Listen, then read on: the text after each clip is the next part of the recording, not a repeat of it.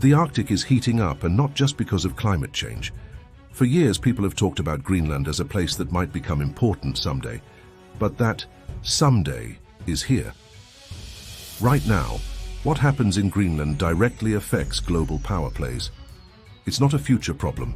It's an active, unfolding challenge that the United States, and indeed the world, simply cannot ignore anymore. Just recently, China announced a significant increase in its investment in Arctic shipping routes, specifically mentioning plans for new icebreaker fleets and expanded research facilities in the region. This wasn't some vague promise. It was a detailed declaration of intent, backed by substantial funding, outlining their strategy to make these northern passages a core part of their global trade network. Their statement highlighted the economic efficiencies and strategic advantages these routes offer. And while they didn't explicitly name Greenland, its central position along these routes makes it an unavoidable factor in their plans. This move immediately triggered a response from other nations, with several European countries calling for renewed discussions on Arctic governance and resource management, clearly signaling their own concerns about the shifting balance of power in the area. Meanwhile, Russia has been steadily expanding its military presence in its own Arctic territories, reactivating old Soviet-era bases and conducting more frequent and larger-scale military exercises. Just last month, satellite imagery confirmed the deployment of advanced anti-access area denial systems to a key archipelago north of the Bering Strait, a move that effectively projects Russian military power across a vast stretch of the Arctic Ocean. This isn't just about protecting their own coastline. It's about controlling access and influence over the entire region, including the waters near Greenland. These actions aren't hidden. They are direct, observable events, clearly aimed at solidifying their strategic foothold in an area that was once considered too remote to matter. As I read these reports, a quiet understanding settled in. This isn't new. This isn't a sudden development. It's the culmination of decades, even centuries, of underlying currents finally breaking the surface. The world is just now catching up to something that has always been true about Greenland: its sheer, unyielding importance. It's a place that has quietly shaped history and will continue to shape the future, even as most people have paid it little attention. The past casts a long shadow over present ambitions. Every move, every declaration, every new facility feels like a piece in a much larger, older puzzle. This raises a critical question. How long can the delicate balance of power in the Arctic hold, with so many powerful players now openly vying for influence over its resources and strategic waterways? What does this mean for the stability of a region that has, until now, largely been overlooked by the global spotlight? The stakes are incredibly high, and the answers are far from clear. Before we continue, subscribe to the channel and tell us where you are watching from in the comments. The story of Greenland's strategic importance isn't a new chapter. It's a very old book that keeps getting rediscovered. For centuries, its vast, ice-covered landscapes and crucial position have drawn the eyes of global powers, making it a silent player in countless geopolitical dramas. This isn't just about modern-day resource grabs or military posturing.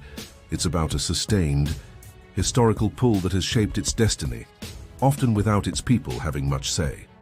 Greenland itself is a land of stark contrasts. It's the world's largest island, mostly covered by an enormous ice sheet, dwarfing many countries. Yet, along its rugged coastlines, especially in the south and west, life thrives. The climate, though cold, supports a unique ecosystem. For thousands of years, the Inuit people have called this place home, adapting to its harsh conditions with incredible ingenuity. Their lives have always been deeply intertwined with the sea and the land. Fishing and hunting whales, seals, and reindeer have been the bedrock of their existence, providing food, clothing, and materials for tools. Communities are often small, clustered in settlements along the fjords, connected by sea or air. Their economy, historically, has been subsistence-based, with a strong emphasis on communal support and traditional knowledge passed down through generations. These aren't just isolated communities. They are vibrant cultures with a deep respect for their environment, living in a way that has sustained them for millennia. Their connection to the land isn't just cultural. It's practical, a daily negotiation with nature for survival. However, this remote existence has always been shadowed by external interests. As far back as the Norse settlements, Greenland was seen as a waypoint, a resource, or a strategic outpost. In the colonial era, Denmark asserted its control, not just for trade but for strategic position in the North Atlantic. During World War II, its importance exploded. With Denmark occupied by Nazi Germany, the United States stepped in, establishing military bases to protect North American shipping lanes and serve as crucial weather stations. These bases, like Thule Air Base, weren't just temporary installations. They became permanent fixtures, embedding a foreign military presence deep into Greenlandic territory. After the war, the Cold War only intensified this focus. Greenland became an indispensable link in early warning systems against Soviet attacks, a literal front line in a global conflict. The US even famously tried to buy Greenland from Denmark in 1946, offering $100 million. This wasn't some casual offer. It was a serious attempt to secure a vital strategic asset, showing just how deeply ingrained its importance was in the minds of military planners. These historical instances weren't abstract. They were concrete actions, physical bases, and diplomatic overtures that directly impacted the lives of Greenlanders. These repeated interventions, often decided in distant capitals without meaningful consultation, slowly started to wear away at the Greenlandic people's sense of autonomy and trust. Decisions about their land, their resources, and even their future were made by others. The establishment of military bases brought jobs, but also cultural clashes and environmental concerns. Resource exploration, like the early attempts at mining, often promised wealth, but delivered little direct benefit to the local communities, sometimes even leaving behind pollution.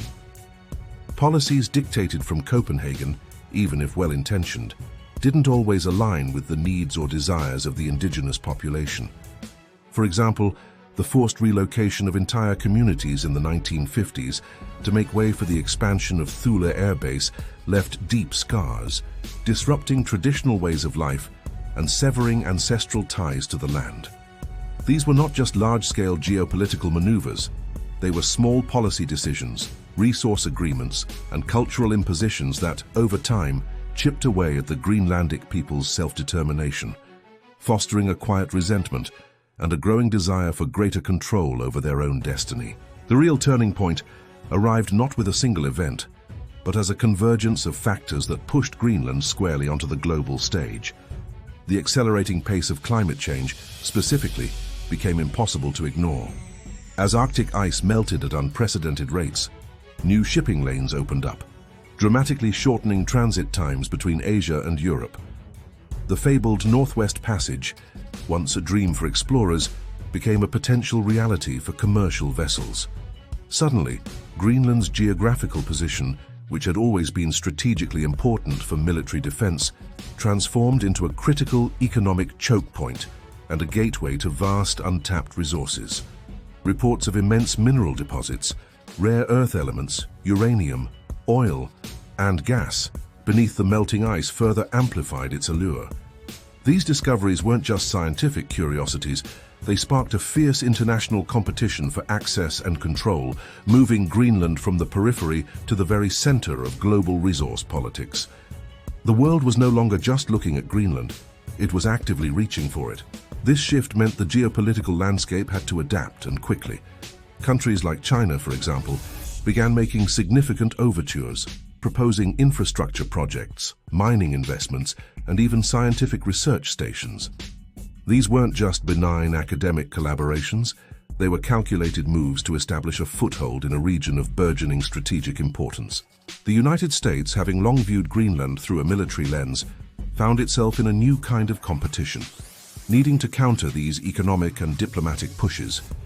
Diplomatic pressure intensified, with Washington increasing its engagement with both Copenhagen and Nuuk. Investment proposals flowed in, not just for traditional military support, but for things like airports, tourism, and resource extraction, all designed to strengthen ties and secure influence. There was a renewed focus on Arctic governance, with international bodies and individual nations debating who had rights to what and how the region's future would be managed. The international community was now undeniably forced to contend with Greenland's growing agency. Its government, once a quiet voice within the Danish realm, found itself courted by world powers, navigating complex offers and demands, acutely aware that its decisions would have global repercussions. The world finally recognized that Greenland wasn't just a piece of land. It was a critical player in the unfolding drama of Arctic change.